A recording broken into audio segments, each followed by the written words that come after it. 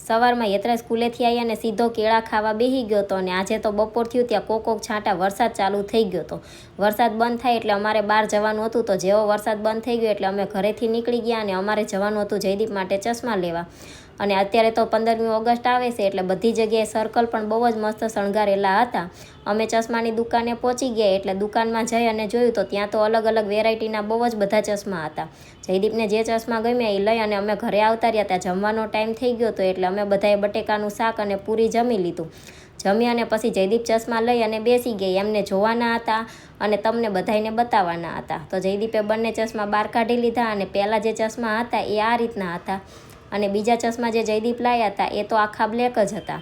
તો આવા 2 જોડ ચશ્મા જયદીપ લાવ્યા હતા. મને તો 2 જોડ ચશ્મા સારા લાગ્યા. તમને કયા સારા લાગ્યા એ કહેજો. જયદીપે ચશ્મા પહેર્યા એટલે આ ભાઈ કંઈ બાકી ના રહ્યા, એમને પણ 2 જોડ ચશ્મા પહેરી અને જોઈ લીધું કયા સારા લાગે છે. વિડીયો ગમ્યો હોય તો લાઈક કરજો અને ચેનલને કરી દેજો સબસ્ક્રાઈબ.